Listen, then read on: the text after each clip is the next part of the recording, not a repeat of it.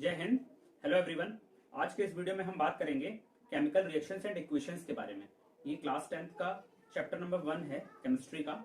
तो क्योंकि आपको पता है कि एग्जाम्स की डेट अनाउंस हो चुकी है क्लास 10th के स्टूडेंट्स के लिए, तो मैं ट्राई करूंगा इस वीडियो में कि इस चैप्टर को मैं कम से कम टाइम लेके कंप्लीट करूं और आपको कोई भी चीज ऐसी ना छोड़ूं जो मिस हो जाए। ठीक है, मैं एनसीईआरटी की एक एक लाइन से कंटेंट उठाता हूं, आपको ये चीज फील होगी। और क्लास 10th में अच्छे मार्क्स स्कोर करने के लिए बच्चों 95% प्लस मार्क्स स्कोर करने के लिए जरूरी है कि आप एनसीईआरटी मिस ना करें। एनसीईआरटी के एक एक इंटेक्स्ट क्वेश्चंस, उसके एक्सरसाइजेस और उसमें लिखी हुई एक एक लाइन से क्वेश्चंस बनते हैं बोर्ड एग्जाम्स में। तो मैंने पूरी कोशिश की है कि मैं एनसीईआरटी की एक एक लाइन को कवर करूं, कोई भी रिएक्शंस, कोई भी छोटी से छोटी बात यहाँ पे मिस ना हो। और ये जो मैंने कंटेंट तैयार किया है, आप इसको एज अ नोट्स भी लिख सकते हैं। हर चीज की डेफिनेशन, हर एक चीज आपको प्रॉपर फॉर्म में मिलेगी इस वीडियो में। तो चलिए शुरू करते हैं आज का topic, chemical reactions and equations. Chemical reactions and equations, इस चैप्टर में हम सबसे पहले पढ़ेंगे कि केमिकल रिएक्शंस होती क्या है। ठीक है, अच्छा अब देखिए, केमिकल रिएक्शंस की अगर मैं बात करता हूं तो केमिकल रिएक्शंस वो प्रोसेस होते हैं जिनमें कि कोई नए सब्सटेंस का फॉर्मेशन होता है। नए सब्सटेंस का फॉर्मेशन इन द सेंस, कैसे होगा नए सब्सटेंस का फॉर्मेशन? नए सब्सटेंस के फॉर्मेशन के लिए हमें कुछ रिएक्टेंट्स चाहिए। जब हम उन रिएक्टेंट्स को मिलाएंगे तो एक प्रोडक्ट बन जाएगा जिसको कि हम नया सब्सटेंस बोलेंगे। अगर हम डेली लैंग्वेज की बात करें, डेली अगर आप देखते हैं कि हमारे आसपास बहुत सारी केमिकल रिएक्शंस होती हैं। जैसे कि अगर मैं बोलूं कि कर्ड फॉर्मेशन, दही बनता है, तो वो भी एक केमिकल रिएक्शन ही होती है। दही कैसे बनता है? मिल्क में हम कुछ भी ऐसी चीज डालते हैं जो थोड़ी सी खट्टी हो, तो वो टाइम के बाद दही का फॉर्मेशन कर लेती है। अगर मैं बोलूं रस्टिंग ऑफ आयरन, लोहे में जंग लग जाती है काफी टाइम के बाद, तो वो भी एक केमिकल रिएक्शन है। जो आयरन है वो किसी के कांटेक्ट में आ रही है, एयर और मॉइस्चर के कांटेक्ट में आके एक नया सब्सटेंस बना ले रही है, जिसको कि हम रस्टिंग बोल देते हैं। ठीक है, हम जो सांस लेते हैं, रेस्पिरेशन करते हैं, ये भी एक केमिकल रिएक्शन है। हमारे फूड का डाइजेशन भी एक केमिकल रिएक्शन है। तो बहुत सारी केमिकल रिएक्शंस हमारे आसपास डेली होती रहती हैं, हम उनको पहचान नहीं पाते कि हाँ भाई ये केमिकल रिएक्शंस है। तो ऐसी ही बहुत सारी केमिकल रिएक्शंस के बारे में हम इस चैप्टर में पढ़ेंगे, देखेंगे कि केमिकल रिएक्शंस को कैसे लिखना है और कैसे समझना है। बहुत ही आसान चैप्टर है, उतने ही आसान तरीके से मैं आपको पढ़ाऊंगा, कोई भी डाउट आपको आने ही नहीं दूंगा। तो आप इस स्क्रीन का स्क्रीनशॉट ले सकते हो कि केमिकल रिएक्शन की यहाँ पर डेफिनेशन लिखी हुई है कि chemical reactions are the processes in which new substance are formed with new properties. तो इसमें कुछ ऐसा खास था नहीं। अब हम चलते हैं अपनी नेक्स्ट स्लाइड की ओर। अच्छा, अब आप कैसे कहेंगे कि केमिकल रिएक्शन हुई, मतलब केमिकल रिएक्शंस हो रही। मैंने आपको बोला कि डेली बहुत सारी केमिकल रिएक्शंस होती हैं, तो एक क्वेश्चन आता है कि how can you say that whether a chemical reaction has taken place और नॉट। केमिकल रिएक्शन हुई या नहीं हुई, इसको हम कैसे पता लगाएंगे? अच्छा, यहाँ पे जो भी मैं क्वेश्चंस लिख रहा हूँ या जो भी चीजें लिख रहा हूँ वो एनसीईआरटी में दिए हुए हैं और हूबहू ऐसे ही एग्जाम में पूछ लिए जाते हैं कि केमिकल रिएक्शंस हुई, बताओ क्या प्रूफ है। ठीक, तो केमिकल रिएक्शंस होने के प्रूफ्स मैं आपको बताता हूं। सबसे पहला प्रूफ है change in state. Change in state का मतलब क्या है बेटा, कि अगर कोई सब्सटेंस मान लो पहले लिक्विड फॉर्म में था और फिर वो सॉलिड के फॉर्म में हो गया, लिक्विड फॉर्म से सॉलिड फॉर्म में हो गया, तो उसको हम क्या बोलेंगे? Change in state. जैसे चेंज इन स्टेट का अगर मैं आपको एग्जांपल दूं तो ये होगा फॉर्मेशन ऑफ आइस। ठीक, पहले लिक्विड फॉर्म में होता है वाटर और फिर वाटर सॉलिड फॉर्म में हो जाता है, तो ये चेंज इन स्टेट का एग्जांपल है। ठीक, अगर अब मैं दूसरे एग्जांपल की बात करूं तो चेंज इन कलर। ठीक, लोहा जो होता है पहले उसका कलर किसी और कलर का है, मान लो ब्राउन कलर का है या कोई भी कलर का है, आपने उस पर पेंट कर दिया। अगर आप पेंट नहीं करोगे तो उसमें रस्टिंग हो जाएगी, तो रस्टिंग होने के बाद कलर चेंज हो जाता है। ठीक है, या फिर एक दूसरा एग्जांपल की अगर मैं बात करूं तो किचन में कभी आपने देखा हो कि वेजिटेबल्स अगर काफी देर तक पड़े रहे ऐसे ही, उनको पानी में डाल के ना रखा जाए तो ब्लैक कलर के हो जाते हैं, तो वहां पे भी केमिकल रिएक्शन हो रही है। ठीक, तो ये चेंज इन कलर का एग्जाम्पल है। अब हम देखते हैं change in temperature. Chemical reactions तब भी होगी अगर चेंज इन टेम्परेचर हो रहा है। चेंज इन टेम्परेचर, पहले जो रिएक्टेंट्स थे उनका टेम्परेचर कुछ और था और प्रोडक्ट बनने के बाद टेम्परेचर चेंज हो गया। जैसे कि फॉर्मेशन ऑफ आइस में भी आप देख सकते हो कि चेंज इन टेम्परेचर होता है, पहले पानी का टेम्परेचर कुछ होता है फिर बहुत ज्यादा कम हो जाता है। इवोल्यूशन ऑफ गैस, रिएक्शन होगी तो कोई गैस निकलेगी। ठीक, तो ये भी एक एग्जाम्पल है इस चीज का कि भाई केमिकल रिएक्शन हुई है। और नेक्स्ट है फॉर्मेशन ऑफ प्रेसिपिटेट। अच्छा, अभी प्रेसिपिटेट क्या होता है? प्रेसिपिटेट होता है बेटा इनसॉल्युबल सब्सटेंस। जैसे आपने देखा होगा कि अगर दवाई की शीशी बहुत दिनों तक रखी रहे तो उस दवाई की शीशी में, लिक्विड अगर दवाई है कोई, तो नीचे एक गाढ़ा गाढ़ा सा सब्सटेंस फॉर्म होने लगता है टाइम के बाद, उसको हम प्रेसिपिटेट बोलते हैं। प्रेसिपिटेट होता है इनसॉल्युबल सब्सटेंस, जो कि घुलता नहीं है लिक्विड में, उसको हम प्रेसिपिटेट बोलते हैं। तो ये 5 ऐसी चीजें हैं 5 टर्म्स हैं जिनको देखने के बाद हम ये कह सकते हैं कि केमिकल रिएक्शन हुई। सबसे पहला चेंज इन स्टेट, एग्जाम में आएगा तो आप ऐसे लिखोगे, change in state, change in colour, change in temperature, evolution of gas और फॉर्मेशन ऑफ प्रेसिपिटेंट। ये कुछ ऐसी चीजें हैं। अब हम चलते हैं नेक्स्ट स्लाइड की ओर। आपको पता चल गया कि प्रेसिपिटेट क्या होता है। ठीक, हम देखते हैं कि केमिकल इक्वेशंस को हम रिप्रेजेंट कैसे करेंगे, क्या होती हैं केमिकल इक्वेशंस। तो केमिकल इक्वेशंस की अगर मैं बात करूं तो the method of representing a chemical reaction है। केमिकल रिएक्शन हो रही है उसको हम कैसे बताएं। आपने ऐसे तो बता दिया, ओरली तो बता दिया, बट पेन एंड पेपर पे आप कैसे बताओगे कि केमिकल रिएक्शन हो रही है, उस चीज को हम बोलते हैं केमिकल इक्वेशंस। अच्छा, अब हमें जरूरत पड़ती है सिंबल्स और फॉर्मूले की। ठीक, जैसे कि आपको पता है कि अगर मुझे ऑक्सीजन को लिखना है, अगर मुझे लिखना है ऑक्सीजन केमिकल इक्वेशंस की फॉर्म में, तो मैं O2 लिखूंगा। ठीक, अगर मुझे मैग्नीशियम लिखना है, अगर मुझे मैग्नीशियम लिखना है तो मैं Mg लिखूंगा। ठीक है बेटा, या फिर सोडियम लिखना है तो मैं Na लिखूंगा। ये चीज समझ में आ रही है। सिंबल्स हमें चाहिए, जो भी केमिकल कंपाउंड्स हैं उनके सिंबल्स या एलिमेंट्स के सिंबल हमें चाहिए, और फॉर्मूला चाहिए, और कुछ ऐसे टर्म्स भी होते हैं जो कि हेल्प करते हैं हमें बताने में कि भाई केमिकल इक्वेशन है ये। ठीक है, अच्छा अब हम समझ लेते हैं एक नई चीज जिसका नाम है रिएक्टेंट्स और प्रोडक्ट्स। ठीक, अच्छा अब ये रिएक्टेंट्स और प्रोडक्ट का काम क्या है इक्वेशन में। रिएक्टेंट्स और प्रोडक्ट्स बताएंगे कि केमिकल रिएक्शन किसकी वजह से हो रही है।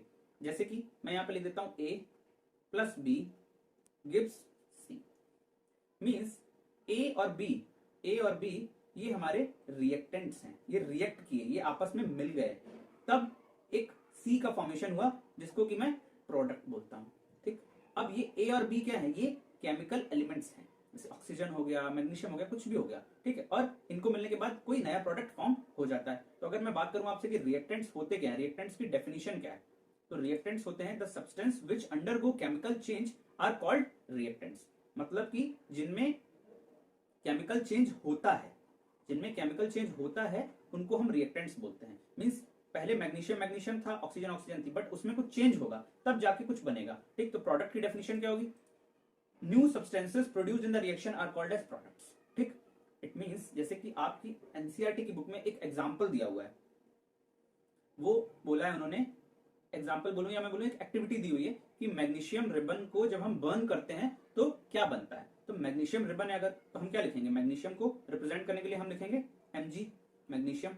अच्छा, बर्न करते हैं, बर्न करने का मतलब होता है कि ऑक्सीजन से रिएक्ट करते हैं।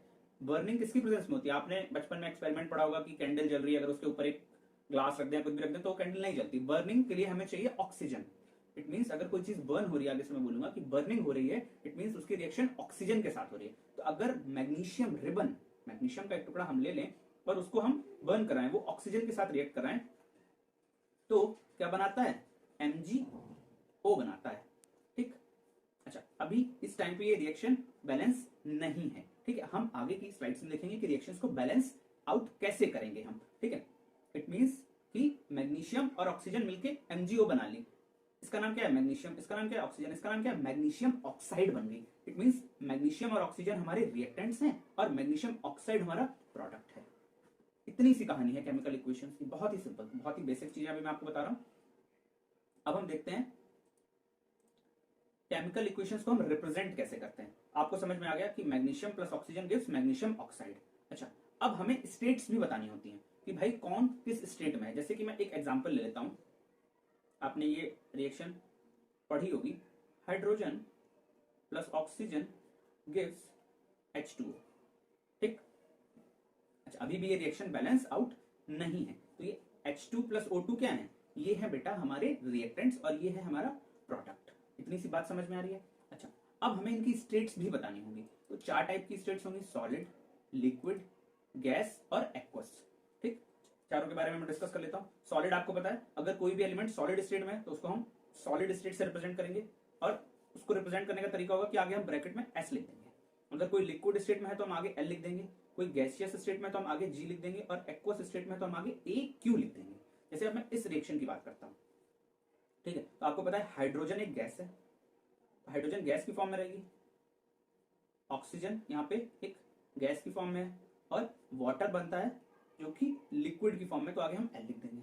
आज समझ में आ रही है आपको? अच्छा, अब एक्वस क्या बोला है? एक्वस क्या होता है? अगर कोई भी एलिमेंट वाटर के साथ घुला हुआ है, it is soluble in water, soluble in water अगर कोई चीज होगी तो उसको हम बोलेंगे क्या? उसको हम बोलेंगे एक्वस। आई होप आपको समझ में आ रहा होगा। ये सब बहुत ही बेसिक बातें अभी मैं आपको बता रहा हूं, बहुत ही आसान चैप्टर, ऐसी चुटकियों में खत्म हो जाएगा। ठीक, अब हम देखते हैं बैलेंस्ड और अनबैलेंस्ड केमिकल इक्वेशंस क्या होती हैं। जैसे कि अभी मैं आपसे बार बार बोला था कि ये क्वेश्चन बैलेंस नहीं है, ये क्वेश्चन बैलेंस नहीं है। ठीक, तो बैलेंसिंग और अनबैलेंसिंग हम देखते हैं कि होता क्या है। अगर मैं आपसे बात करता हूं बैलेंस्ड केमिकल इक्वेशंस की, तो बैलेंस्ड केमिकल इक्वेशंस वो केमिकल इक्वेशंस होती हैं जिनमें number of reactants is equal to number of product होते हैं। कहने का मतलब क्या है, आप एक एग्जांपल से समझो इसको। डेफिनेशन तो बाद में हम देख लेंगे। a plus B gives a plus B gives A B, मतलब a प्लस बी को हमने मिलाया तो ए बी बन गया। ठीक, अच्छा, तो यहाँ पे जरूरी क्या है? यहाँ पे जरूरी ये है कि जितने अमाउंट में ए होना चाहिए, जितने अमाउंट में बी होना चाहिए, उतने ही अमाउंट में यहाँ पे ए और बी की क्वांटिटी होनी चाहिए। अगर यहाँ पे ए 1 है, मान लो 1 kg है, ठीक, बी भी 1 kg है, तो यहाँ पे भी ए की वैल्यू 1 kg होनी चाहिए और यहाँ पे भी बी की वैल्यू 1 kg होनी चाहिए। ठीक है, मैं एग्जांपल दे रहा हूँ आपको।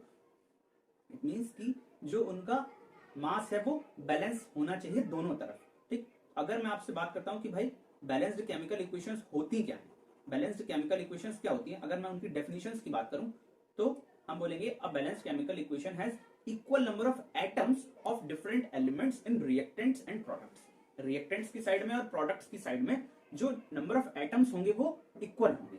मैग्नीशियम ऑक्सीजन, इधर MgO बन रहा है, तो जितना उधर मैग्नीशियम है उतना ही राइट साइड में होगा, जितना लेफ्ट साइड में ऑक्सीजन है उतना ही राइट साइड में भी ऑक्सीजन होगा। ठीक, सिंपल सी चीज है।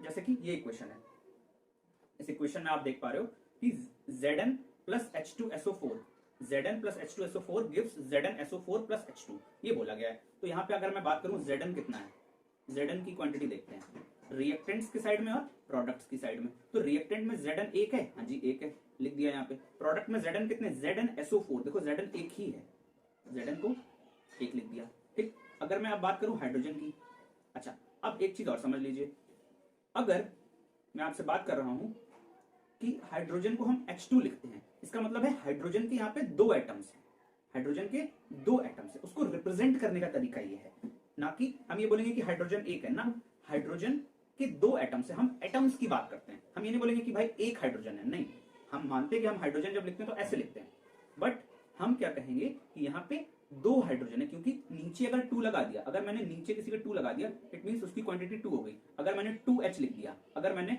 मान लो 2Mg लिख दिया, इसका मतलब 2M, Mg 2 है। इट मींस कि अगर मैं इस जगह पे न्यूमेरिक वैल्यू लिख रहा हूं, वो बताएगी कि कितने एटम्स हैं, और अगर मैं आगे लिख रहा हूं वो भी वही बताएगी कि कितने एटम्स हैं। ठीक, ये चीज आपको कंफ्यूजन क्रिएट नहीं होना चाहिए। ठीक है, तो अगर मैं अब आपसे बात करूं कि हाइड्रोजन कितने हैं, हाइड्रोजन कितने हैं, तो हाइड्रोजन यहाँ पे 2 हैं। ठीक है, तो रिएक्टेंट्स में हाइड्रोजन की वैल्यू है 2 और प्रोडक्ट्स में भी हाइड्रोजन की वैल्यू है 2। अब मैं बात करता हूँ सल्फर की, बात करते हैं सल्फर की बात। देखिए सल्फर 1 है, हाँ जी 1 है रिएक्टेंट्स में, और प्रोडक्ट्स में भी 1 है।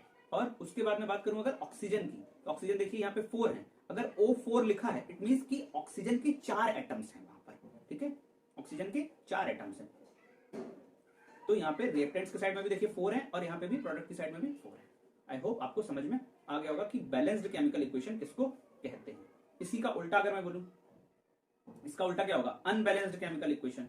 अनबैलेंस्ड केमिकल इक्वेशन, तो अनबैलेंस्ड केमिकल इक्वेशन कौन सी इक्वेशन होगी? अनबैलेंस्ड केमिकल इक्वेशन वो इक्वेशन होगी जिसमें कि नंबर ऑफ एटम्स जो होंगे डिफरेंट एलिमेंट्स के, वो रिएक्टेंट्स और प्रोडक्ट्स की साइड में इक्वल नहीं होंगे, इक्वल नहीं होंगे। ठीक है, जैसे कि मैं आपको एक एग्जांपल देता हूं, H2 plus O2 gives H2O। अब आप देखो रिएक्टेंट्स की साइड में हाइड्रोजन कितने हैं, रिएक्टेंट्स की साइड में आप देखिए 2 हैं, 2 हैं, और प्रोडक्ट की साइड में हाइड्रोजन कितने हैं? 2 हैं, H2O दिख रहा है, H2O। ठीक है, ऑक्सीजन की बात करिए तो O2 मींस कि 2 ऑक्सीजन है, बट इधर देखिए सिर्फ 1 ऑक्सीजन है, ऑक्सीजन सिर्फ 1 ही है।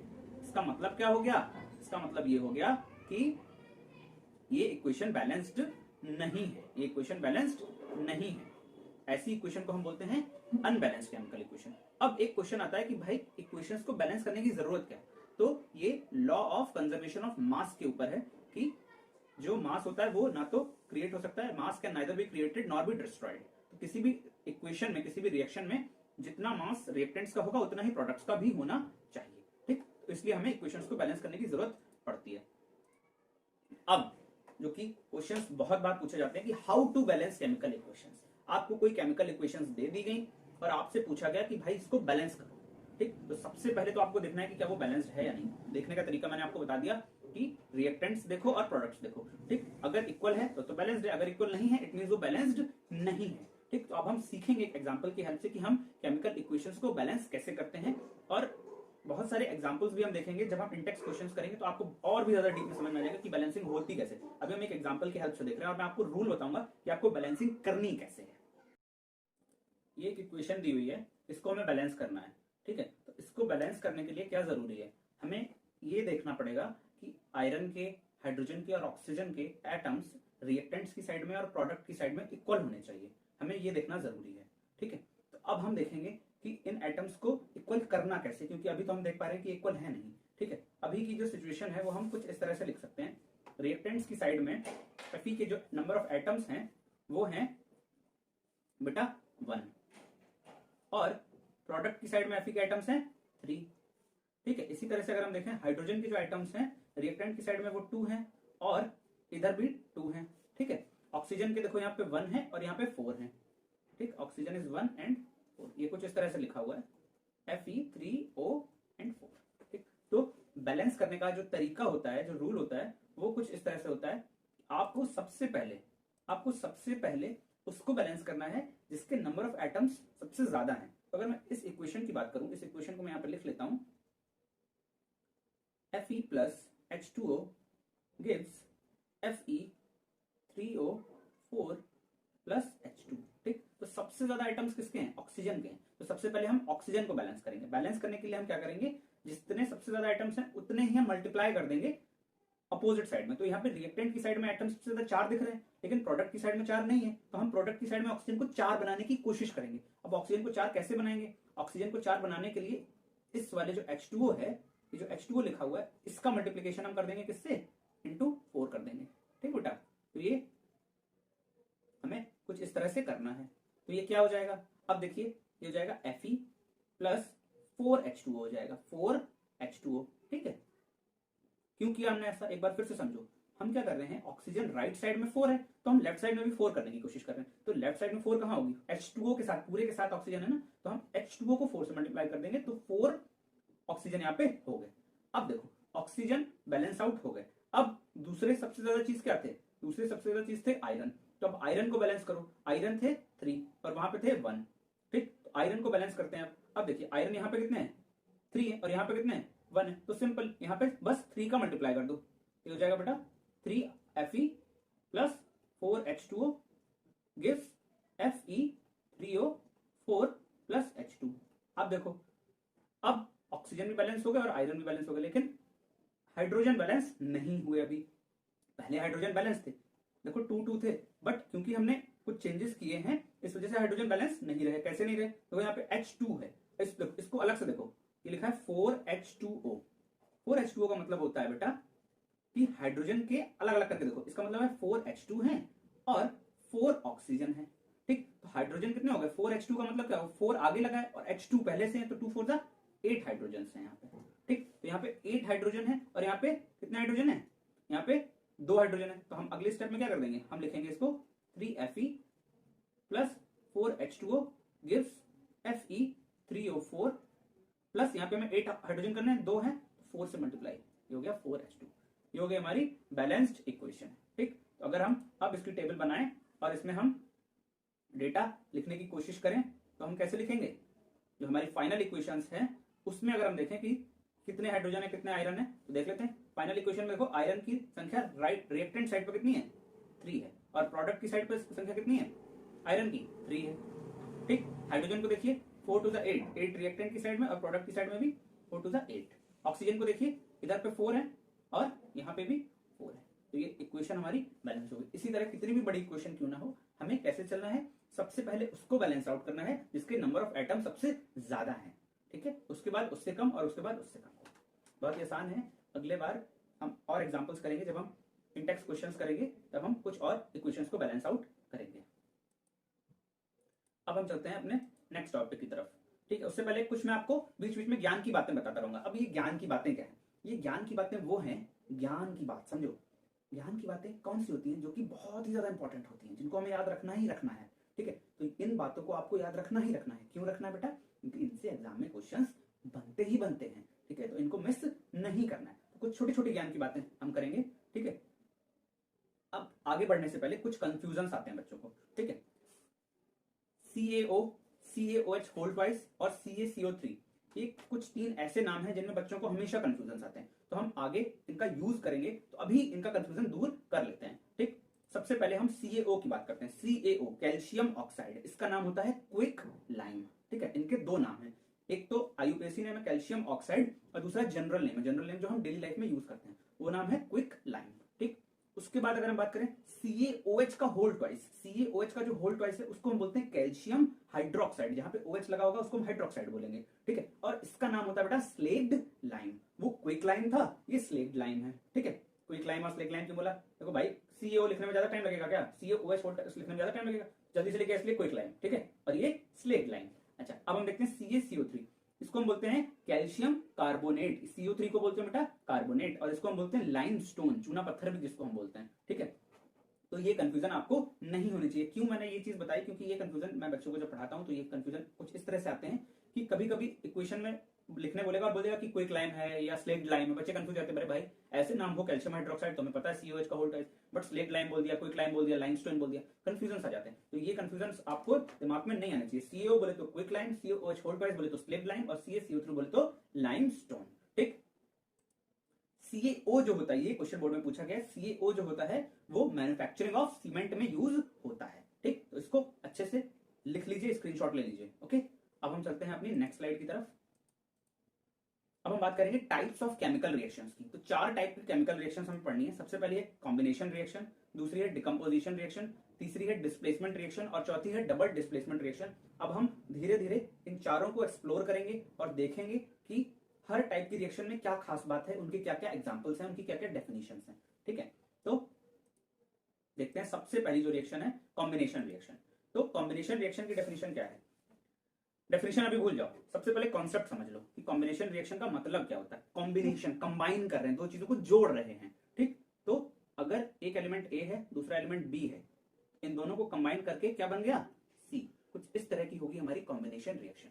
दो एलिमेंट्स को जोड़ के एक तीसरे एलिमेंट को अगर हम बना रहे हैं तो हम बोल रहे हैं कंबाइन कर रहे हैं, उनको जोड़ रहे हैं। ठीक है, तो अगर मैं डेफिनेशन की बात करूं, देखो डेफिनेशन कभी भी रटनी नहीं होती, कॉन्सेप्ट समझ लो, एग्जाम में खुद ब खुद लिख लोगे। ठीक है, reactions in which two or मोर, दो या दो से ज्यादा, A plus B plus C भी हो सकता है, A plus B plus C gives D भी बोल सकते हैं। ठीक है, अगर दो या दो से ज्यादा सब्सटेंस मिलके एक सिंगल सब्सटेंस का फॉर्मेशन करते हैं तो इसको हम बोलते हैं combination reaction. The reactions in which two or more substances combine to form a single substance are called as combination reactions. ठीक, अब देखो कुछ एग्जांपल्स हैं इनके। ठीक, ये रिएक्शन बहुत ही ज्यादा इंपॉर्टेंट है। अब देखो, अभी मैंने आपको कंफ्यूजन दूर कर दिया, CaO plus H2O gives CaOH whole twice. ठीक है, अच्छा अब समझो, CaO का नाम बताना होगा आपको ही।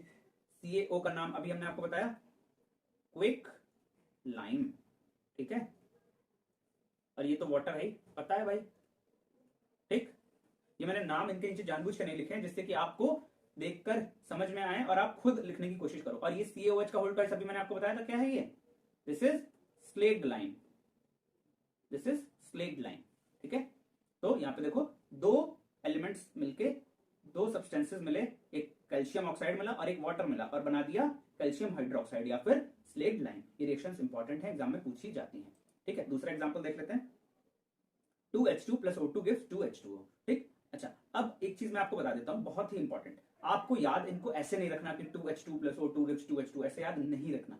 कोई भी रिएक्शन है आपको उसके जो नंबर्स हैं उसके आगे जो लगे हुए न्यूमेरिक वैल्यूज उनको याद नहीं करना, वो बैलेंसिंग की वजह से आते हैं और वो बैलेंसिंग आपको खुद करनी है। आपको सिर्फ रिएक्शन याद रखनी। आपको क्या याद रखना है? आपको ये याद रखना है कि हाइड्रोजन प्लस ऑक्सीजन जब मिलते हैं तो वाटर बनता है। आपको बस इतनी सी चीज याद रखनी है। ठीक, बैलेंसिंग आप खुद ब खुद कर लोगे क्योंकि आपने सीखी हुई है। अब बैलेंसिंग कैसे करेंगे? देखो सबसे ज्यादा क्या है? सबसे ज्यादा हाइड्रोजन है दोनों तरफ और ऑक्सीजन भी 2 है, दोनों चीजें बराबर है, बट हाइड्रोजन बैलेंस है।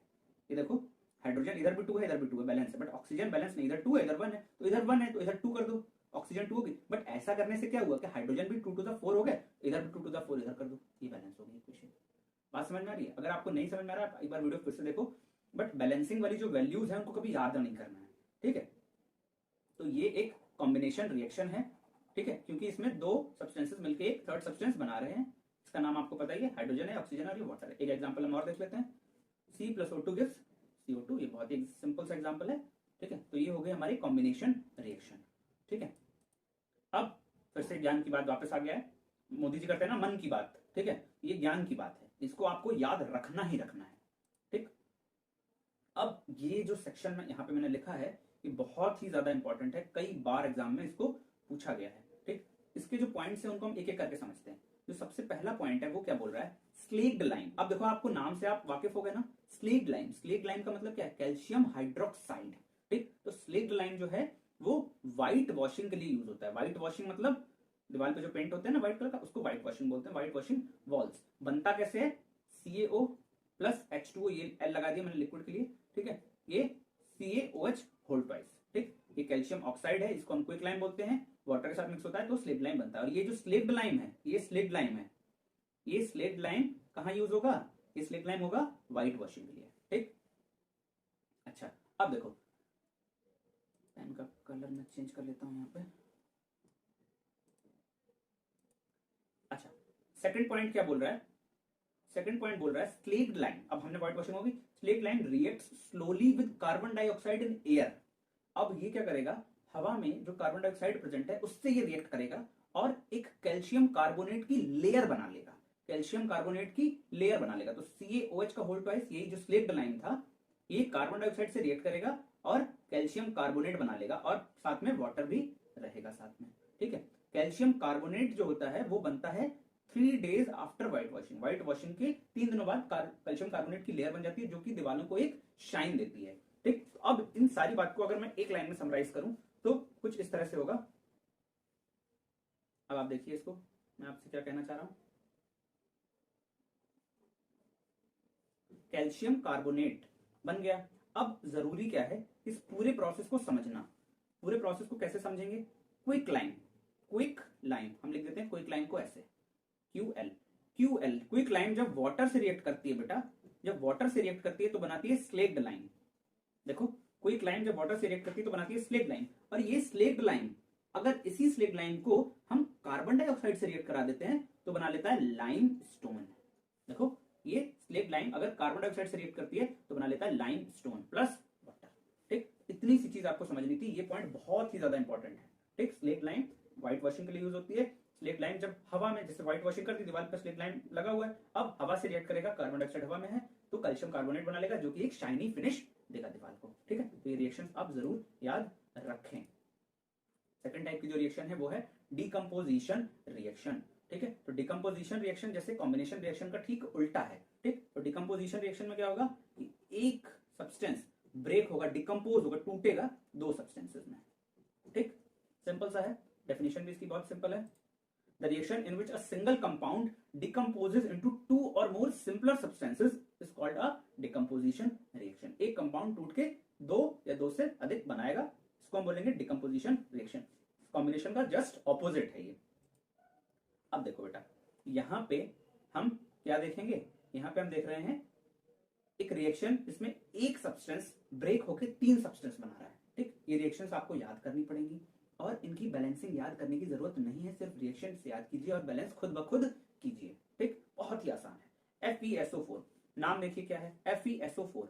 FeSO4 है बेटा फेरस सल्फेट, फेरस सल्फेट, ठीक। अच्छा अब इसको देखिए, ये है Fe2O3 फेरिक ऑक्साइड, ये है फेरिक ऑक्साइड, ये है सल्फर डाइऑक्साइड, सल्फर डाइऑक्साइड, और ये है सल्फर SO3 लगा हुआ तो सल्फर ट्राइऑक्साइड, ठीक। तो फेरस सल्फेट टूटता है, किस किस में टूटता है, इसको याद रखने का तरीका क्या है। अच्छा पहले हम ये देखते हैं क्या ये बैलेंस्ड आउट है, हाँ जी बिल्कुल बैलेंस्ड आउट है। आप देखो यहाँ पे आयरन कितने हैं, 2 हैं, यहाँ पे कितने हैं, 2 हैं। ऑक्सीजन देखो कितने हैं, ऑक्सीजन देखो यहाँ पे O4 है और बाहर 2 लगा हो तो 4 2 8 हो गए। यहाँ पे देखो 3 2 5 और 3 8, ऑक्सीजन भी बैलेंस्ड है। और सल्फर की अगर हम बात करें तो सल्फर 2 है, 2 S है, यहाँ पे एक S यहाँ पे और एक S यहाँ पे, मींस ईच इज बैलेंस्ड। आपको सिर्फ रिएक्शन याद रखनी है। रिएक्शन क्या है? रिएक्शन है हमारी, मैं लिख दे रहा हूं आपके सामने एक बार जिससे कि आपको याद करने में आसानी रहे। FeSO4 gives Fe2O3 plus SO2 plus SO3। देखो कितना आसान है इसको याद करना। आसान कैसे? FeSO4 है, SO4 है, ठीक। तो आप क्या करो, एक SO2 बना दो और एक SO3 बना दो, ठीक। SO2 बना दो और SO3 बना दो, और उसके बाद इसको पहले लिख लो SO2 और SO3, और फिर हमें बनाना है Fe2O3, ठीक। और इसको बैलेंस आउट करने के लिए क्या करना है? सबसे पहले देखो, बैलेंसिंग में हर रिएक्शन में आपको बार बार बता रहा हूं, इसीलिए सबसे पहले क्या करना है? ऑक्सीजन को बैलेंस करना है, ठीक। ऑक्सीजन यहाँ कितनी है? 4 है, और यहाँ पे कितनी है? 3, 2, 5 और 3 8। ऑक्सीजन 8 है, यहाँ पे 4 है, तो यहाँ पे 2 लगा दो, तो ऑक्सीजन बैलेंस आउट हो गई। अब देखो, ऑक्सीजन जब बैलेंस आउट हुई, ऑक्सीजन 8 हो गई। ऑक्सीजन के बैलेंस होते ही सल्फर भी बैलेंस हो गया। देखो 2 सल्फर हो गए और आयरन भी बैलेंस हो गया। इट मीन्स पूरी रिएक्शन, इसको आगे 2 लगाते ही पूरी रिएक्शन बैलेंस हो गई। सबसे पहले हमने ऑक्सीजन को क्यों बैलेंस किया? क्योंकि ऑक्सीजन की संख्या सबसे ज्यादा 4 थी, ठीक। आई होप आपको डिकम्पोजिशन रिएक्शन समझ में आई होगी। ये दूसरी रिएक्शन है, ठीक है। इसके भी हम नामकरण कर लेते हैं, ठीक। बहुत ही ज्यादा ये सब इंपॉर्टेंट रिएक्शंस हैं। आपसे एग्जाम में किस तरह पूछी जाएंगी, आपको एग्जाम में बोल दिया जाएगा कि भाई ये है, इसको डिकम्पोज करने पे क्या बनता है आपको बताना होगा। और ये जो भी चीजें मैं पढ़ा रहा हूँ ये सब कुछ इंपॉर्टेंट है। एक एक चीज एनसीईआरटी में गिवन है, एक एक लाइन एनसीईआरटी में गिवन है, ठीक। अब हम देखते हैं, इसका नाम है बेटा लेड नाइट्रेट, ठीक। सॉलिड लेड, पीवी लेड को बोलते हैं। ये हो गया लेड ऑक्साइड, और ये हो गया नाइट्रोजन ऑक्साइड, नाइट्रोजन ऑक्साइड, और ये तो ऑक्सीजन आप जानते ही हो, ठीक। आई होप आपको बात समझ में आ रही है। लेड नाइट्रेट ब्रेक करेगा लेड ऑक्साइड, नाइट्रोजन ऑक्साइड और ऑक्सीजन में। अब आपको क्या याद रखना है? ये 2 आगे जो लगा ये याद नहीं रखना, आपको खुद से बैलेंस करके इसको देखना है, ठीक है। आपको सिर्फ याद रखना है कि PbNO3 का whole twice gives PbONO2 plus O2। बाकी बैलेंसिंग आपको खुद करनी, क्योंकि अगर आप ये नंबर याद करोगे तो कंफ्यूज जाओगे कि किसके आगे 2 था, किसके आगे 4 था, ठीक। एक रिएक्शन और देख लेते हैं, डिकम्पोजिशन का एग्जांपल। आप कहोगे सर इतने सारे एग्जांपल बता रहे हो। बेटा कोई भी एग्जांपल एग्जाम में पूछा जा सकता है, सारे कुछ एनसीईआरटी में लिखे हुए हैं, इसलिए हमें कुछ भी मिस नहीं करना है, ठीक है। CaCO3 gives CaO plus CO2। ये CaCO3 क्या है बेटा? CaCO3 क्या है? ये है लाइमस्टोन, अभी हमने पढ़ा, ये लाइमस्टोन है। और ये CO क्या है? ये है क्विक लाइम, ये क्विक लाइम है, ठीक। और ये कार्बन डाइऑक्साइड। आई होप आपको डिकम्पोजिशन रिएक्शन समझ में आई होगी। इसके एग्जांपल्स आपको याद करने ही पड़ेंगे। फिर से ज्ञान की बात वापस आ गया है। What is thermal decomposition? Decomposition का मतलब क्या है बेटा? डिकम्पोजिशन का मतलब है टूटना। तो थर्मल डिकम्पोजिशन क्या है? अगर डिकम्पोजिशन रिएक्शन हीटिंग की वजह से हो, अगर हम किसी चीज को हीट करें, ठीक है, तो अगर डिकम्पोजिशन रिएक्शन हो रही है तो उसको हम बोलेंगे थर्मल डिकम्पोजिशन रिएक्शन, ठीक। मतलब क्या है? अगर ए सब्सटेंस टूट रहा है और B प्लस सी बना रहा है, किसकी वजह से? हीट की वजह से। इसको हम तोड़ रहे हैं तो उसको गर्म करके ही तोड़ोगे ना भाई, गर्म करके तोड़ो। या बहुत सारे तरीके होते हैं डिकम्पोजिशन करने के, करंट पास करके भी हम कर सकते हैं, सनलाइट गिरा के भी कर सकते हैं। अगर हम हीट करके कर रहे हैं तो उसको हम बोलेंगे थर्मल डिकम्पोजिशन, ठीक। अच्छा, ये डिकम्पोजिशन रिएक्शन हो रही है सनलाइट की प्रेजेंस में, ठीक। Decomposition reaction of silver chloride, ये बहुत ही इंपॉर्टेंट क्वेश्चन है, कई बार एग्जाम में पूछा गया है, तो इसको आप बिल्कुल भी मिस ना करें। और मैं तो आपसे कहूंगा जितनी भी चीजें मैं बता रहा हूं, मैं आपको एक एक चीज बता रहा हूं, कोई भी चीज मिस नहीं कर रहा हूं। तो प्लीज आप इस वीडियो को पूरा देखें और अच्छे से समझें, कोई भी चीज मिस ना करें, ठीक। अब देखिए, सिल्वर क्लोराइड की डिकम्पोजिशन रिएक्शन बहुत ही आसान होती है। सिल्वर क्लोराइड की जो डिकम्पोजिशन रिएक्शन होती है ये सनलाइट की प्रेजेंस में होती है। तो एरो के ऊपर आपको लिखना है सनलाइट। सिल्वर क्लोराइड, सिल्वर बोलते हैं Ag को, क्लोराइड Cl। तो आपको याद क्या करना है?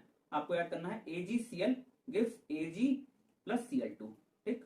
बस उसके बाद क्या करना है? बैलेंस कर लेना है। देखो Cl इधर 2 है, इधर 1 है, आगे 2 लगा देना। जैसे आगे 2 लगाओगे तो Cl2 हो जाएगा और Ag भी 2 हो जाएगा, बट इधर Ag 1 है तो इधर भी 2 लगा दोगे, ठीक। तो ये रिएक्शन बहुत ही ज्यादा इंपॉर्टेंट टाइप्स की रिएक्शंस हैं।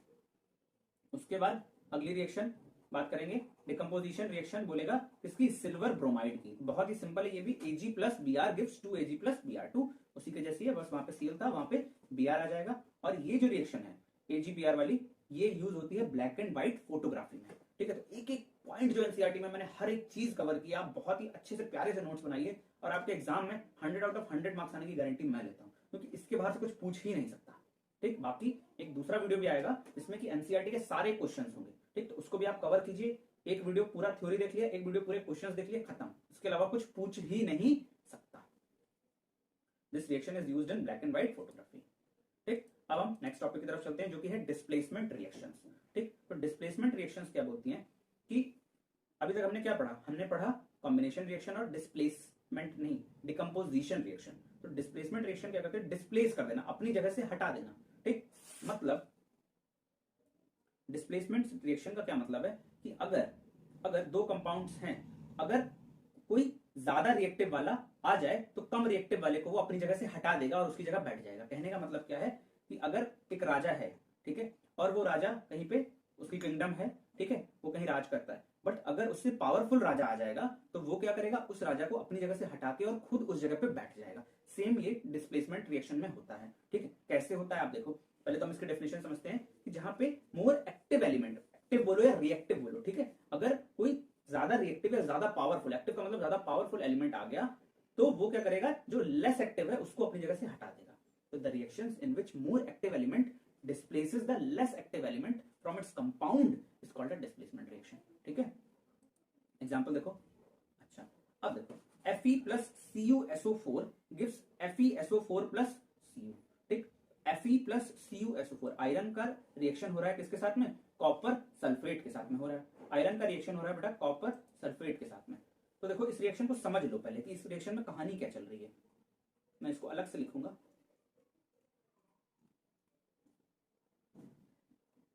gives FeSO4 plus Cu।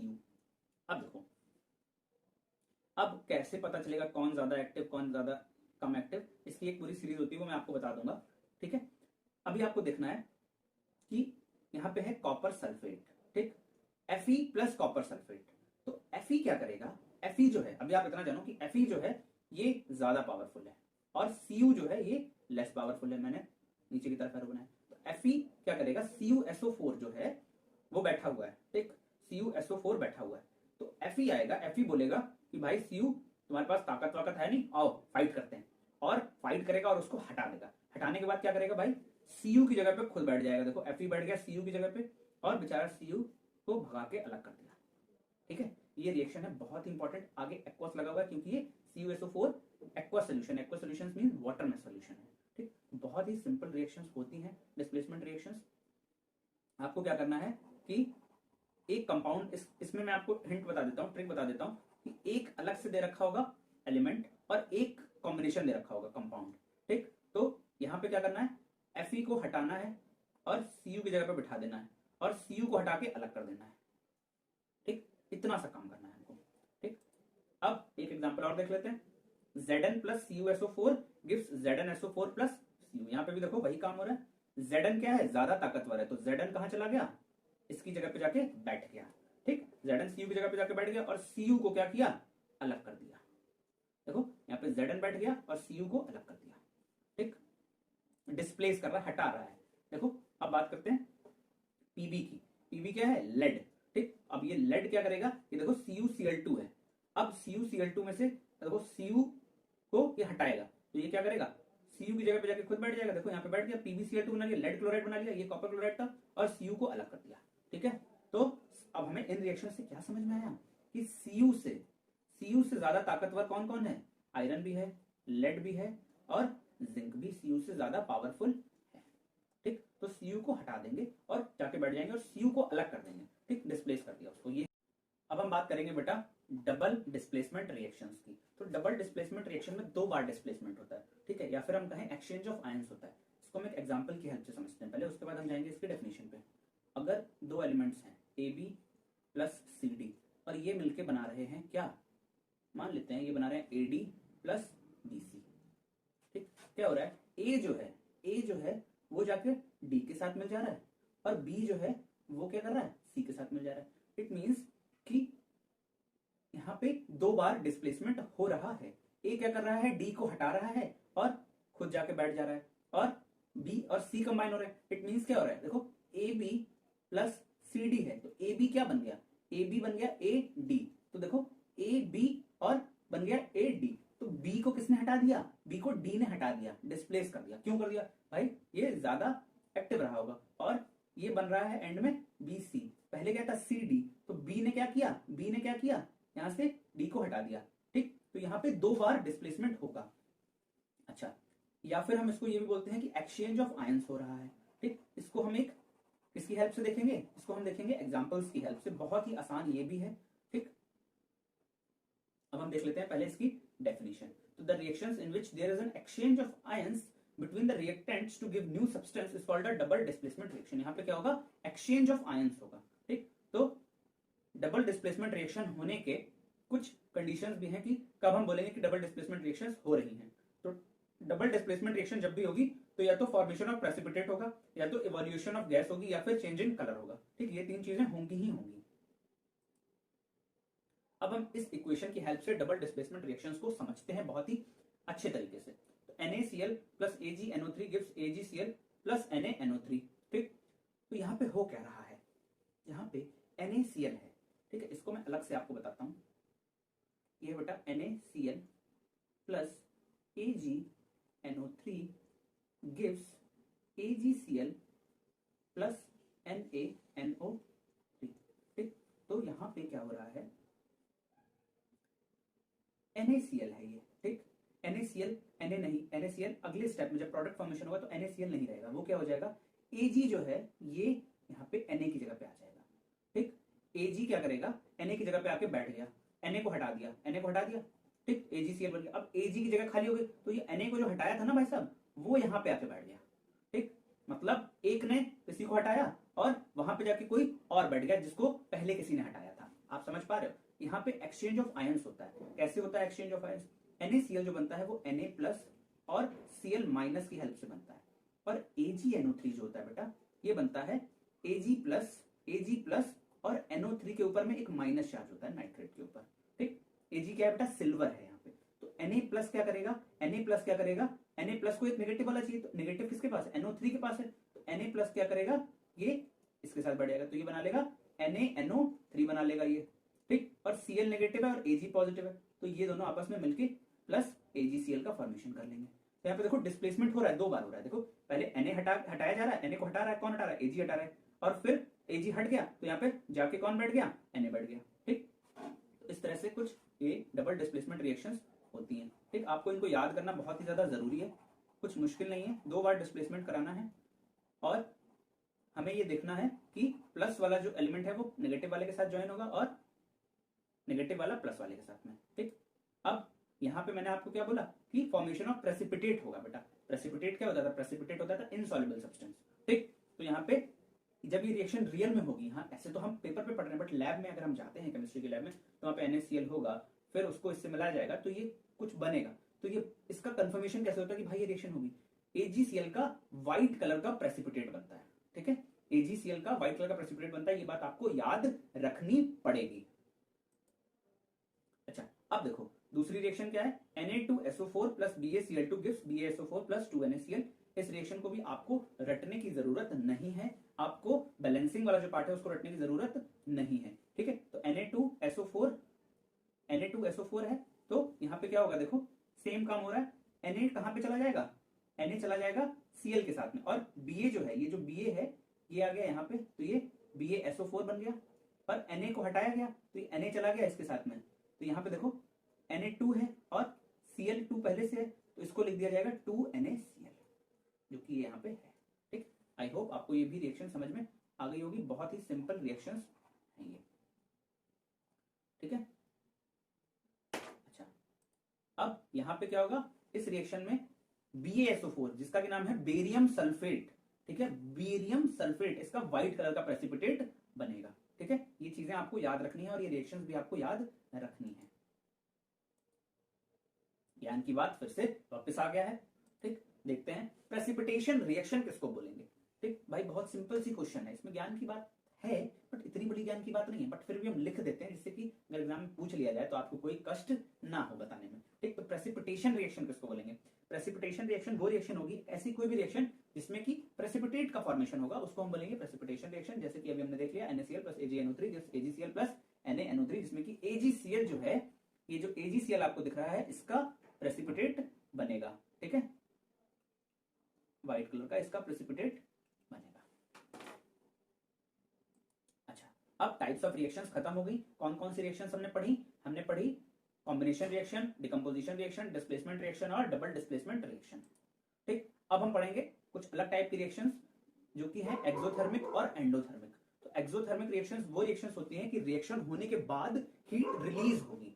ठीक है, रिएक्शन पूरी होगी उसके बाद हीट रिलीज होगी, ऐसी रिएक्शंस को हम बोलेंगे एक्सोथर्मिक रिएक्शन। तो इनकी डेफिनेशन क्या है? The reaction in which heat energy is released are called exothermic reactions. इनके कुछ एग्जांपल्स हैं formation of slaked lime. Slaked lime आपने पढ़ा था कैसे बनता है? जब कैल्शियम ऑक्साइड को वाटर के साथ हम रिएक्ट कराते हैं तो इस केस में क्या होता है? हीट रिलीज होती है। आपने ये घर पे भी देखा होगा, जब चूने को पानी में भिगोया जाता है तो बहुत सारी हीट निकलती है। ठीक है, जब व्हाइट वॉशिंग करने के लिए चूने को पानी में भिगोते हैं तो बहुत सारी हीट निकलती है, वो बर्तन पूरा गर्म हो जाता है, खौलने लगता है। ठीक है, तो प्लस हीट अगर लिखा है इट मींस की एक्सोथर्मिक रिएक्शन हो रही है। रेस्पिरेशन रिएक्शन, ठीक है, जो हम रेस्पिरेशन करते हैं C6H12O6 एक ग्लूकोज है, जब ऑक्सीजन के साथ कंबाइन करता है तो क्या रिलीज होती है? Carbon dioxide plus water plus energy. ठीक है, जो कि हीट के फॉर्म में होती है।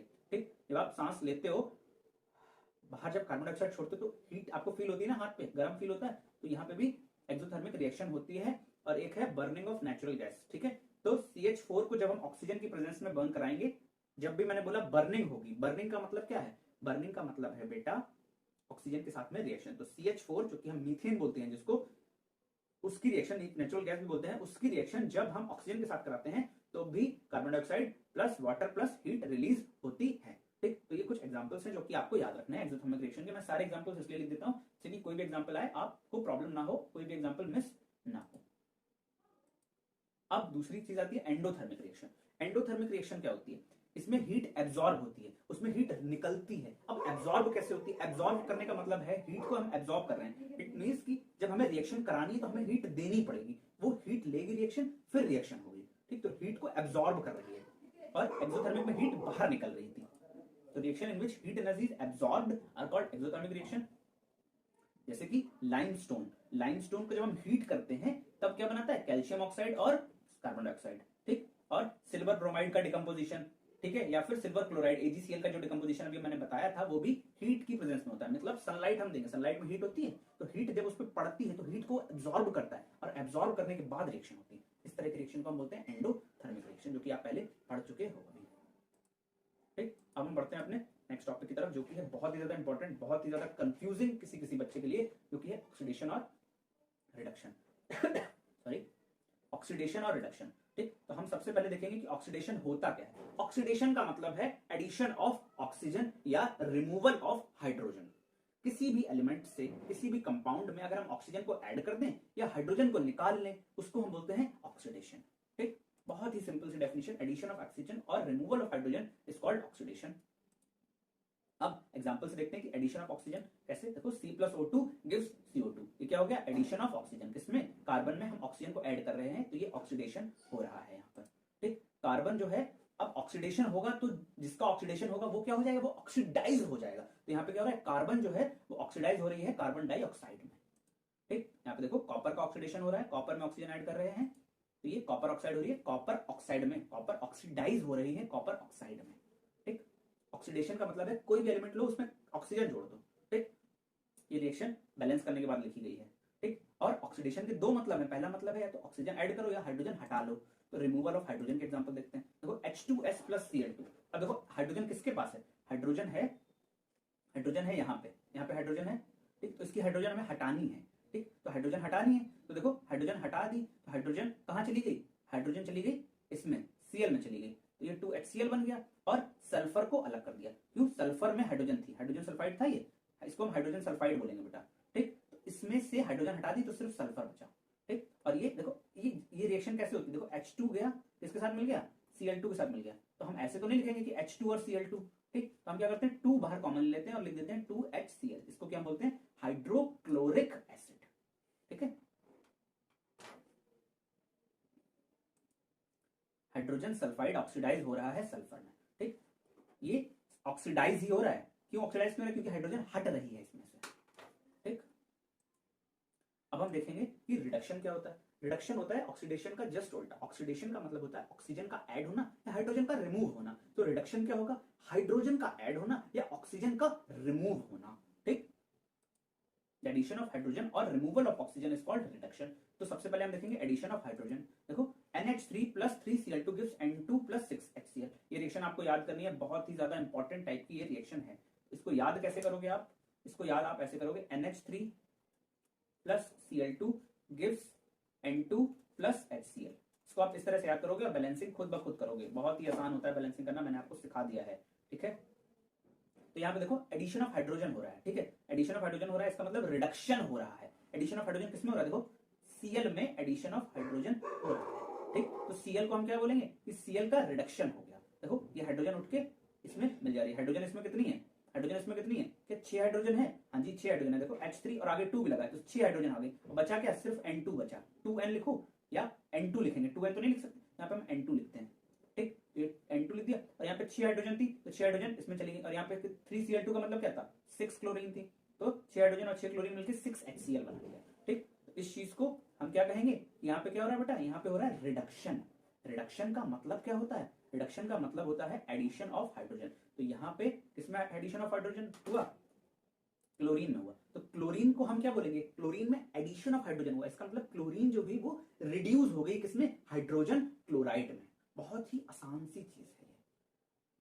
अब रिडक्शन का दूसरा मतलब हम समझेंगे। रिडक्शन का दूसरा मतलब होता है क्या? रिमूवल ऑफ ऑक्सीजन, ठीक। तो रिमूवल ऑफ ऑक्सीजन देख लो, ZnO प्लस CO। तो ZnO में से हमने क्या किया? ऑक्सीजन को रिमूव कर दिया। ZnO में से ऑक्सीजन को रिमूव कर दिया। इट मींस C के पास ऑक्सीजन चला गया और Zn अकेला हो गया, ठीक। इट मींस ये क्या हो गया? इसको हम क्या लिखेंगे कि जिंक ऑक्साइड में से ऑक्सीजन हट गई। किसी में से ऑक्सीजन हट जाना मींस उसका रिडक्शन हो जाना। तो जिंक ऑक्साइड क्या हो? रिड्यूस हो गई जिंक में, ठीक। I hope this is clear. ये रिएक्शन अभी बैलेंस नहीं है। अगर मैं आपसे बोलूं ये रिएक्शन अभी बैलेंस नहीं है, अगर मैं इसको बैलेंस करना चाहूं तो ये रिएक्शन बैलेंस नहीं है। मैं बैलेंस रिएक्शन यहाँ पे लिख रहा हूं, 2ZnO प्लस C है ये, और ये है गिव्स Zn प्लस CO। तो ये बैलेंस कैसे करोगे आप? Zn कितने यहाँ पे? 2 है। सबसे पहले Zn को बैलेंस कर दो, यहाँ पे 2 लगा दो, ठीक।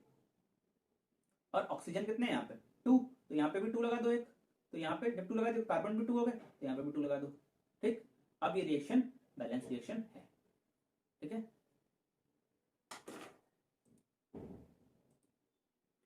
अब हम बात करेंगे रिडॉक्स रिएक्शंस की, ठीक है। तो रिडॉक्स रिएक्शंस वो रिएक्शंस होती हैं बेटा जिसमें ऑक्सीडेशन और रिडक्शन दोनों एक साथ होता है। The reactions in which one reactant gets oxidise, एक ऑक्सीडाइज होता है और दूसरा रिड्यूस होता है, ऐसी रिएक्शन को हम बोलते हैं या तो रिडॉक्स रिएक्शन या तो हम बोलते हैं उनको ऑक्सीडेशन रिडक्शन रिएक्शंस, ठीक है। दोनों ही नाम इसके सही हैं। देखो इस रिएक्शन को बहुत ही ध्यान से समझना, आपको रिडॉक्स रिएक्शन चुटकियों में समझ में आ जाएगा। देखो CuO है, ये CuO है। ये क्या बन रहा है? प्रोडक्ट की साइड में अगर आप जाके देखोगे तो ये बना रहा है क्या? ये बना रहा है Cu। समझने की कोशिश करना, क्या इसमें से ऑक्सीजन हट गई? ऑक्सीजन हटने को हम क्या कहते हैं? क्या ऑक्सीजन हटने को ऑक्सीडेशन कहते हैं? नहीं भाई, ऑक्सीडेशन तो ऑक्सीजन मिलने को कहते हैं। ऑक्सीजन हटने को हम क्या कहते हैं? रिडक्शन कहते हैं। तो CuO क्या हो गई? CuO का क्या हो गया? रिडक्शन हो गया और बन के Cu बन गई।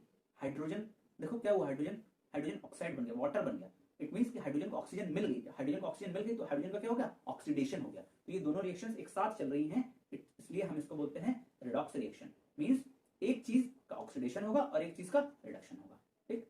आपको समझ में आ जाना चाहिए कि ऑक्सीडेशन किसको बोलते हैं? Reduction. Oxygen means oxidation means oxygen मिलना, रिडक्शन मींस हाइड्रोजन मिलना या ऑक्सीजन हटना, ठीक है। एग्जांपल देख लो, ये जो पुरानी रिएक्शन थी ZnO plus C gives Zn plus Cu, ये भी क्या है? ये भी क्या है बेटा? ये हमारी कौन सी रिएक्शन है? ये हमारी कौन सी रिएक्शन है? अरे भाई ये रिडॉक्स रिएक्शन है। कैसे रिडॉक्स रिएक्शन है सर? ये रिडॉक्स रिएक्शन कुछ इस तरह से, देखो ZnO क्या बना रहा है? ZnO बना रहा है जिंक। मींस ZnO से ऑक्सीजन हट गई, मींस यहाँ पे क्या हुआ? यहाँ पे हुआ रिडक्शन। यहाँ पे हुआ रिडक्शन, ऑक्सीजन हटी और कार्बन को ऑक्सीजन मिली, CO बन गया, तो यहाँ पे हो गया कार्बन का ऑक्सीडेशन, ठीक। आई होप आपको ये चीज समझ में आ गई होगी, ठीक। सिमिलरली इस रिएक्शन में भी देख लो, इस रिएक्शन में क्या हो रहा है? MnO2 का क्या बन रहा है? MnO2 बना ले रहा है क्या? MnCl2। तो MnO2 में से ऑक्सीजन हट रही है, इट मींस MnO2 यहाँ पे क्या हो रहा है? रिडक्शन हो रहा है MnO2 का। और HCl जो है ये क्या बना ले रहा है? ये क्या बना ले रहा है? HCl क्या बना ले रहा है? HCl बना ले रहा है Cl2। तो HCl में से हाइड्रोजन हट गई, किसी में से हाइड्रोजन हटने को हम क्या कहते हैं? हाइड्रोजन हटने को हम ऑक्सीडेशन कहते हैं, तो यहाँ पे हो रहा है ऑक्सीडेशन। ठीक, आई होप आपको रिडॉक्स रिएक्शन भी समझ में आ गई होगी। अब हम देखते हैं कि ऑक्सीडाइजिंग और रिड्यूसिंग एजेंट क्या होंगे।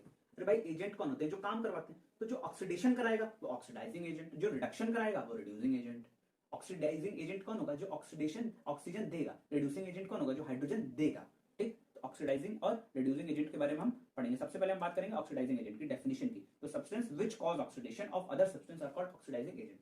ऑक्सीडाइजिंग एजेंट का काम आप बहुत अच्छे से समझ लो, ये दानदाता होते हैं। कैसे दानदाता होते हैं भाई? ये अपनी ऑक्सीजन दे देते हैं। ठीक, ये दूसरों का ऑक्सीडेशन कराते हैं। जब अपनी ऑक्सीजन दे देगा, मेरी बात को बड़े ध्यान से समझ लेना, या फिर रुको अभी, पहले आप एक एक चीज समझो। ठीक, ऑक्सीडाइजिंग एजेंट का मतलब क्या है? कि जो ऑक्सीडेशन करा रहा है, जो ऑक्सीडेशन करा रहा है किसी और का। ठीक, बहुत बड़ा हेल्पफुल आदमी है भाई। ठीक, जैसे कि S+O2 गिव्स SO2। ठीक, तो यहाँ पे क्या हो रहा है? यहाँ पे क्या हो रहा है? Oxygen is the oxidising agent. यहाँ पे क्या है? ऑक्सीजन क्या है? ऑक्सीडाइजिंग एजेंट है। S+O2 gives SO2। ठीक, ऑक्सीजन क्या करा रहा है? ऑक्सीडेशन करा रहा है, इसलिए ऑक्सीजन ऑक्सीडाइजिंग एजेंट है। यहां पे देखो H2S plus Cl2 gives 2HCl plus S।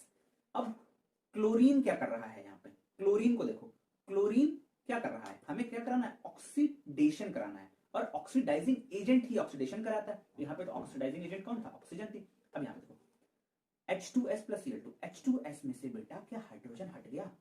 क्या H2S में से हाइड्रोजन हट गया? और ये क्या बन गया? सिर्फ सल्फर बचा। तो H2S में से हाइड्रोजन हट गया और ये बन गया सल्फर। ठीक, बट हाइड्रोजन हटाने का काम किसने किया? क्या Cl ने ले ली वो हाइड्रोजन? क्या Cl ने वो हाइड्रोजन ले ली?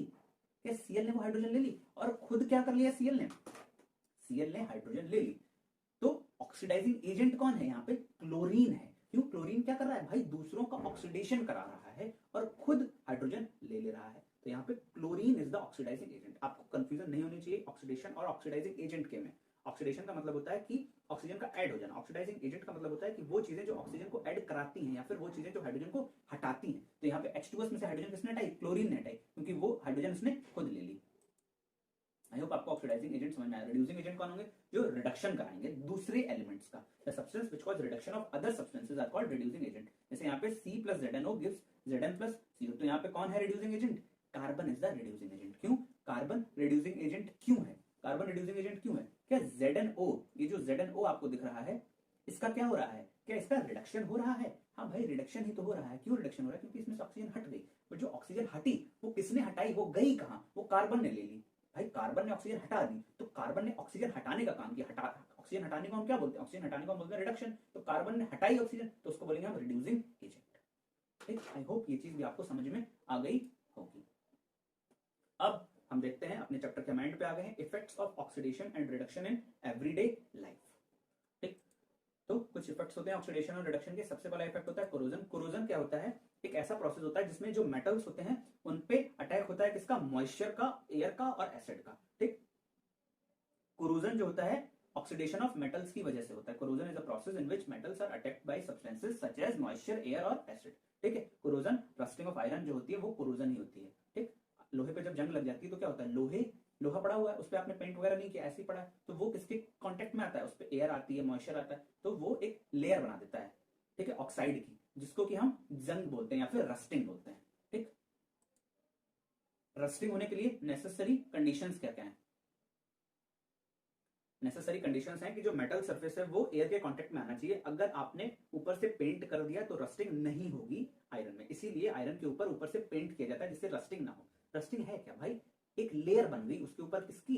ऑक्साइड की। क्यों? क्योंकि वो ऑक्सीजन के संपर्क में आ गया, और जो एयर है उसमें मॉइस्चर भी होना चाहिए। ये दो कंडीशंस हैं रस्टिंग के लिए। ठीक है, कोरोजन के डिसएडवांटेज क्या है? भाई सारे डिसएडवांटेज ही डिसएडवांटेज है। तो जो कोरोजन होता है वो डैमेज करता है, बहुत ज्यादा डैमेज करता है। कार में कोरोजन है तो कार की बॉडीज को डैमेज करेगा। ब्रिज, लोहे के ब्रिज होते हैं उनको खराब करता है। आयरन की रेलिंग्स को खराब करता है, शिप्स को खराब करता है, और जितने भी मेटल के बने हुए ऑब्जेक्ट्स हैं उन सबको वो खराब करता है। ठीक है, तो ये कोरोजन के डिसएडवांटेज है, एग्जाम में पूछ ले जाएंगे। ज्ञान की बातें कुछ हम जान लेते हैं।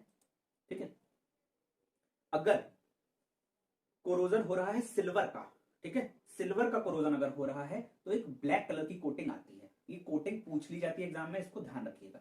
और अगर कॉपर का कोरोजन हो रहा है तो ग्रीन कलर की कोटिंग आती है। ठीक, ये चीज आपको याद रखनी है। सिल्वर का कोरोजन होगा तो ब्लैक कलर की कोटिंग आएगी, कॉपर का कोरोजन होगा तो ग्रीन कलर की कोटिंग आएगी। ये बात आपको भूलनी नहीं है किसी भी सूरत में, ठीक है। रस्टिंग को प्रिवेंट करने के मेथड्स क्या क्या है, अभी मैंने आपको बताया। पेंटिंग कर दें, या तो हम पेंटिंग कर दें, या फिर ऑयलिंग कर दें, ग्रीजिंग कर दें, या फिर टिन प्लेटिंग कर दें, ठीक है। टिन की प्लेट्स लगा दें तो भी रस्टिंग नहीं होती है, ठीक। ये इफेक्ट्स हैं ऑक्सीडेशन और रिडक्शन। ऑक्सीडेशन ही तो हो रहा है भाई, एडिशन ऑफ ऑक्सीजन ही तो हुआ आयरन में, तभी तो जाके ऑक्सीडेशन हुआ। तो ये कुछ इफेक्ट्स थे। रेंसिडिटी क्या है, रेंसिडिटी को ऐसे समझो, लेस का पैकेट लाते हो, चिप्स लाते हो भाई, हवा भरी होती है, ठीक है। तो वो हवा क्यों भरी जाती है, वो हवा इसलिए भरी जाती है जिससे कि जो चिप्स हैं वो खराब ना हो। आधे से ज्यादा तो हवा ही होती है, ठीक है। 10 रुपए का पैकेट लाए, 4 पीस निकले, कहते बेवकूफ बना दिया। तो वो बेवकूफ नहीं बनाते, वो एक्चुअल में क्या करते हैं, बनाते तो बेवकूफ ही है, बट वो करते क्या है, वो उसको बचाते हैं खराब होने से। इस प्रोसेस को हम बोलते हैं रेंसिडिटी। अब आप डेफिनेशन पढ़ो। When oils and fats containing food, भाई चिप्स ऑयल में ही तो तले गए, तो जो ऑयल्स और फैट्स कंटेनिंग फूड आइटम्स होते हैं, अगर वो ऑक्सीजन के संपर्क में आ जाते हैं, ठीक। अब आप कहोगे सर उसमें तो हवा भर दी, तो हवा भर दी तो भाई ऑक्सीजन के संपर्क में तो आएगी। अरे भाई वो हवा ऑक्सीजन नहीं होती, वो नाइट्रोजन होती है, ठीक। तो जब ऑयल्स और फैट कंटेनिंग जो फूड आइटम्स हैं वो ऑक्सीजन के संपर्क में आते हैं तो वो ऑक्सीडाइज हो जाते हैं। देखो ऑक्सीडेशन हो रहा है ना, जिसकी वजह से उनकी स्मेल, उसमें स्मेल आने लगती है, उनका टेस्ट खराब हो जाता है, उनका कलर खराब हो जाता है। इस चीज को हम रेंसिडिटी बोलते हैं। रेंसिडिटी को हम अगर सीधे शब्दों में बोले तो हम बोल सकते हैं खाने का सड़ना। इसे अगर गर्मियों में क्या होता है, गर्मियों में जल्दी होता है ऑक्सीडेशन, गर्मियों में एयर में मॉइस्चर ज्यादा होता है, तो गर्मियों में क्या होगा, जैसे खाना अगर आपने सुबह बनाया और शाम तक बाहर रख दिया, रेफ्रिजरेटर में नहीं रखा, तो रेफ्रिजरेटर में अगर नहीं रखा तो वो खाना सड़ जाता है, उसमें से स्मेल आने लगती है, ठीक है। उसका कलर भी चेंज हो जाता है, उसका टेस्ट भी चेंज हो जाता है। तो इसको ही हम बोलते हैं रेंसिडिटी, ठीक है।